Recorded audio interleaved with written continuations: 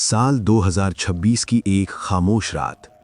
हिंद महासागर की गहराइयों में सब कुछ सामान्य दिखाई दे रहा था। समुद्र की सतह शांत थी, आसमान में बादल थे और दूर दूर तक अंधेरा पसरा हुआ था। लेकिन समुद्र की गहराइयों में एक ऐसा खेल चल रहा था जो अगर शुरू हो जाता तो पूरी दुनिया की राजनीति बदल सकती थी। श्रीलंका के पास गहरे समुद्र में अमेरिका की सबसे खतरनाक वर्जीनिया क्लास सबमरीन पूरी तरह खामोश खड़ी थी। ये कोई साधारण पनडुब्बी नहीं थी, ये दुनिया की सबसे एडवांस्ड और सबसे घातक सबमरीन्स में से एक थी। ऐसी मशीन जिसे दुश्मन का पता चलने से पहले ही हमला करने के लिए बनाया गया है। और उस रात उसका टारगेट तय हो चुका था। निशाने पर थे ईरान के दो युद्धपोत, IRS लवान और IRS देना। समुद्र के नीचे सब कुछ तैयार था। टॉर्पीडो ट्यूब्स खुल चुके थे, टारगेटिंग सिस्टम लॉक हो चुका था और कुछ ही मिनटों में समुद्र की गहराइयों में एक भयानक विस्फोट होने वाला था। लेकिन तभी इस पूरे खेल में एक ऐसा खिलाड़ी एंट्री करता है जिसके बिना हिंद महासागर में पत्ता भी नहीं हिलता। वो खिलाड़ी था भारत।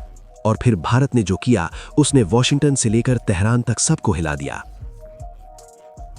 उस रात भारतीय नौसेना पूरी तरह सतर्क थी।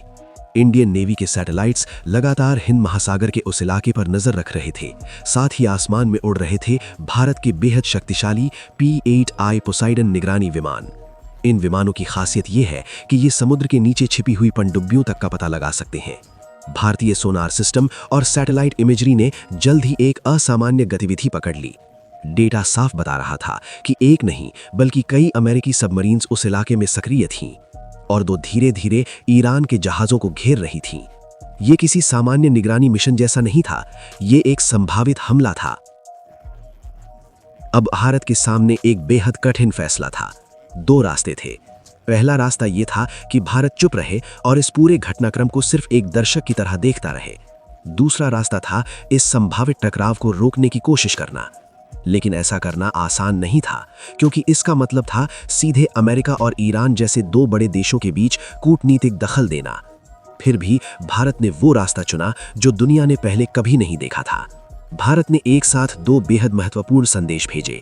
एक संदेश गया तेहरान और दूसरा वॉशिंगटन। ये कोई सामान्य कूटनीतिक अपील नहीं थी, ये एक साफ चेतावनी थी। भारत ने संकेत दिया कि हिंद महासागर में उसके प्रभाव वाले इलाके के पास किसी भी बड़े सैन्य टकराव को वो बर्दाश्त नहीं करेगा। ईरान के ये दोनों जहाज साधारण नहीं थे। IRS लवान एक बड़ा लॉजिस्टिक्स जहाज था। इसका काम था समुद्र के बीच ईरानी युद्धपोतों को ईंधन, हथियार और जरूरी सप्लाई पहुंचाना। सरल शब्दों में कहें तो ये ईरानी नौसेना की जीवन रेखा थी। दूसरा जहाज IRS देना एक आधुनिक फ्रिगेट था। ये जहाज एंटी शिप मिसाइल, टॉर्पीडो और इलेक्ट्रॉनिक वॉरफेयर सिस्टम से लैस था। अगर ये दोनों जहाज नष्ट हो जाते तो ईरान की समुद्री ताकत को बहुत बड़ा झटका लगता। भारतीय विदेश मंत्रालय ने ईरान से संपर्क करने के लिए एक गुप्त कूटनीतिक चैनल का इस्तेमाल किया। भारत ने ईरान को एक खास प्रस्ताव दिया। ये प्रस्ताव था सेफ हार्बर। अंतर्राष्ट्रीय कानून के अनुसार किसी देश को मानवीय आधार पर दूसरे देश के जहाज को अपने बंदरगाह में सुरक्षित आश्रय देने का अधिकार होता है। ये प्रस्ताव एक तरह से ईरान के लिए सुरक्षा कवच था। IRS लवान के कमांडर ने तुरंत खतरे की गंभीरता समझ ली। उन्हें पता था कि अगर उनका जहाज भारतीय सुरक्षा घेरे में आ जाता है तो अमेरिका के लिए उस पर हमला करना लगभग असंभव हो जाएगा। उन्होंने तुरंत अपने जहाज की दिशा बदल ली। जैसे ही लवान भारतीय जल क्षेत्र की ओर बढ़ा, भारतीय नौसेना एक्टिव हो गई। भारतीय युद्धपोतों ने उसके चारों ओर सुरक्षा घेरा बना लिया। ये एक साफ मैसेज था, अगर अब किसी ने उस जहाज पर हमला किया तो इसका मतलब होगा सीधे भारत से टकराव। IRS देना के कप्तान ने भारत की चेतावनी को गंभीरता से नहीं लिया। उन्हें लगा कि अंतर्राष्ट्रीय जल क्षेत्र में अमेरिका इतना बड़ा कदम नहीं उठाएगा।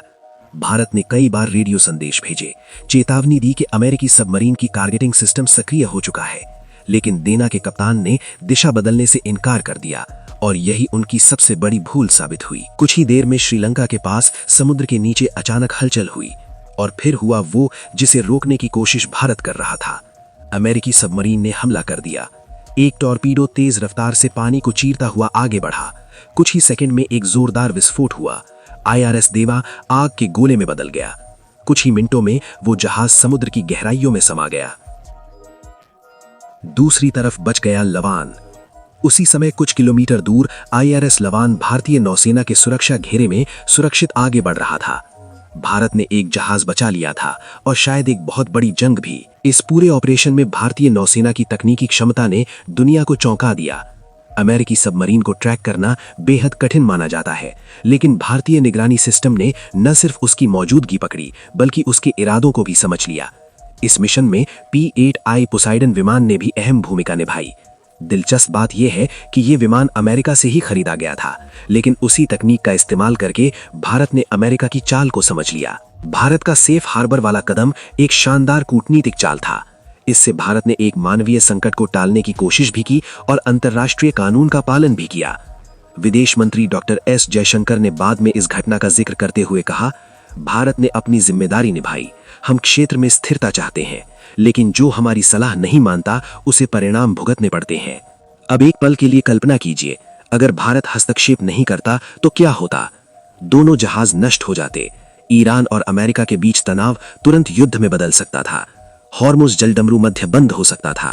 तेल की कीमतें आसमान छू सकती थीं और पूरी दुनिया की अर्थव्यवस्था गहरे संकट में चली जाती। भारत ने सिर्फ एक जहाज नहीं बचाया, उसने शायद एक वैश्विक संकट को टाल दिया। इस घटने ने दुनिया को एक बात साफ बता दी कि हिंद महासागर में असली प्रभाव किसका है। कई सालों से चीन इस इलाके में अपना प्रभाव बढ़ाने की कोशिश कर रहा है। श्रीलंका का हम्बनटोटा पोर्ट और बेल्ट एंड रोड प्रोजेक्ट उसी रणनीति का हिस्सा थे। लेकिन जब असली संकट आया तो चीन कहीं नजर नहीं आया। काम आया तो सिर्फ भारत। ये पूरा घटनाक्रम भारत की नई वैश्विक भूमिका को दिखाता है। भारत अब सिर्फ एक क्षेत्रीय शक्ति नहीं रहा, वो एक ऐसा देश बन चुका है जो संकट के समय संतुलन बनाकर दुनिया की दिशा बदल सकता है।